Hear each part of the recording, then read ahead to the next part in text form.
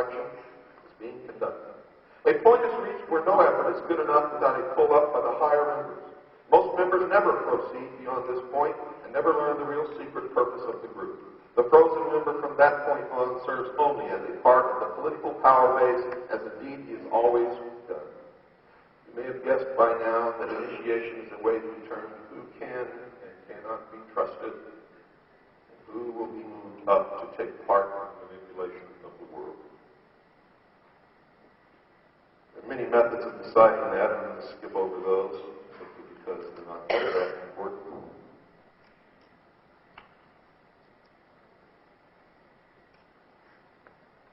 One of the mysteries is that religion, in most instances, but not all, is but a tool to control the masses. Knowledge or wisdom is their only God. Lucifer is the symbol of that God. The sun is also the symbol of God. So is Osiris, Ra, the light. And since some people say that Lucifer is also Satan, they may be satanic. However, I have not been able to prove or disprove that statement. So I will in the pyramid, and whenever you see that eye in the pyramid, you are looking at an organization that belongs to the secret group.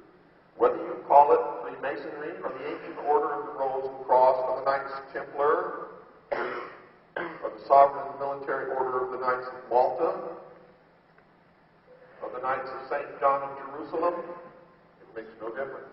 They are all the same. Another symbol is the beehive. Another symbol is the circle with the dot in the middle. There are many more.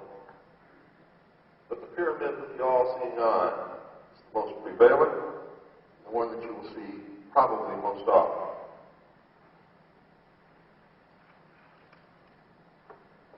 Undesirable effects of secret societies and their aura of mystery has sometimes given them the reputation for being abnormal associations, or at the very least, strange groups of people. Whenever their beliefs are those of the majority, they are no longer considered antisocial. A good example is the Christian Church, which at one time was a secret society under the Roman Empire. In fact, the, quote, open, friendly, secret society, unquote, which is now the Vatican, actually ruled most, if not all, of the world at one time.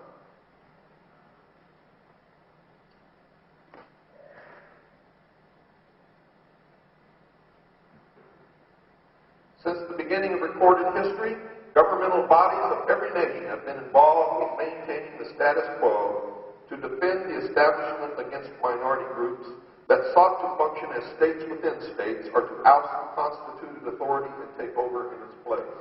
In effect, they become governments within governments, veiled and hidden, but always the power behind the throne.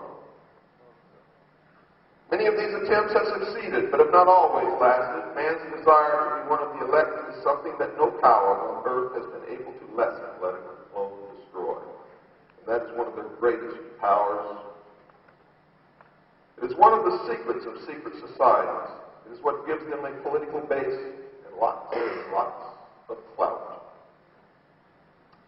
Members often vote the same and give each other preference in daily business, legal, and social activities. It is the deepest desire of many to be able to say, I belong to the elect. I am one of the chosen few.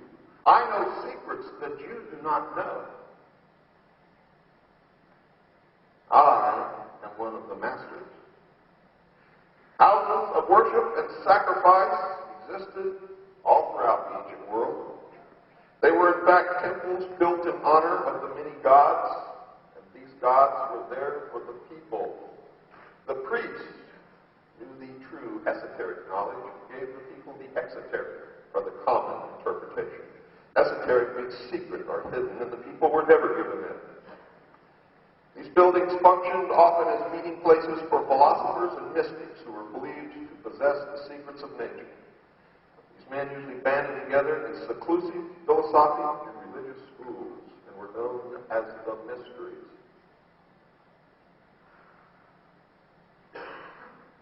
The most important of all these ancient groups is the Brotherhood of the Snake or Dragon,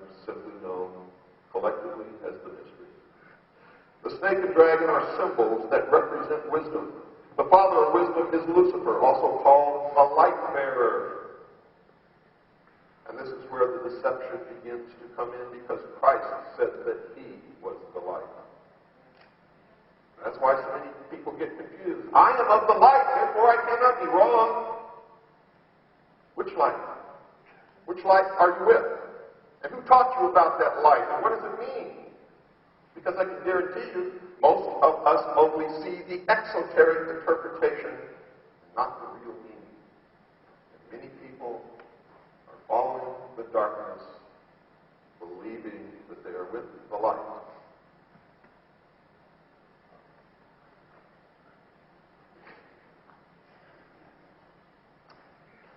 The focus of worship for the mysteries was the sun, also known as Baal, or Osiris, Ra. The light, or Lucifer. Lucifer was the angel of light. He was the smartest angel in heaven. He had the most knowledge. He rebelled against God. He was flung down to the earth to be the master of the world. The legend in the mystery schools is that a star vanished from the sky. It was called the morning star. The morning star was Lucifer. How art thou fallen from heaven, O Lucifer, son of the morning star? That was the first UFO sighting in the history of the world.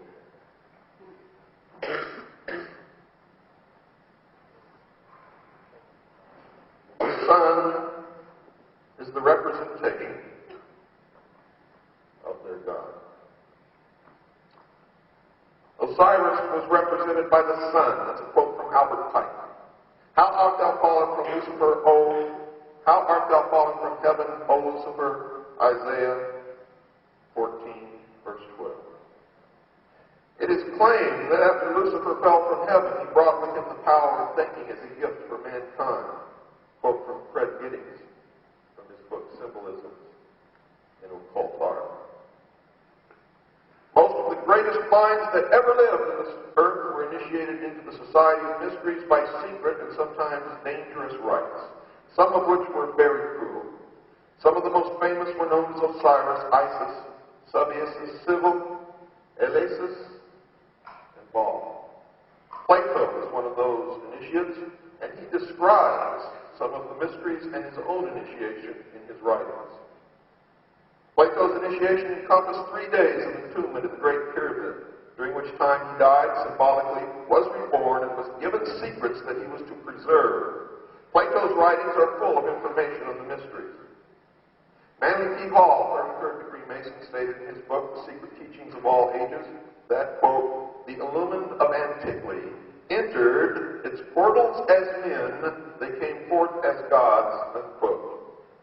The ancient Egyptian word for pyramid was kuti, which meant glorious light. Mr. Hall also says, quote, the pyramids, the great Egyptian temples of initiation, unquote. Pyramids, ladies and gentlemen, were never tombs. They were the temples of initiation of the worship of Lucifer. According to many, the Great Pyramids were built to commemorate and observe a supernova explosion that occurred in the year 4000 BC. Dr. Anthony Hewish, 1974 Nobel Prize winner in physics, discovered a rhythmic series of radio pulses which he proved were emissions from a star that had exploded around 4000 BC. And listen to this. The Freemasons begin their calendar from AL, which is in the year of light, Annos Luminos. Found by adding 4,000 to the modern year. That's 1990 plus 4,000 was 5,590 AL. You can find these dates on the cornerstones of buildings where the cornerstone was laid with a Masonic ceremony. You will find them on most buildings in Great Britain. George Mikanowski wrote in The Once and Future Star that the ancient Sumerian cuneiform described a giant star exploding within a triangle formed by Zeta Pupae, Gamma Velorum, and Lambda Velorum, located in the southern sky.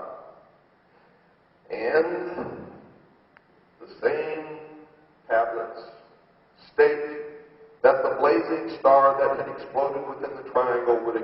seen by man in 6,000 years. And according to the Freemasons' calendar, it will occur in what year? The year 2000. That's why we know, because their calendar ends at the date 6,000, that the completion of the great work is scheduled for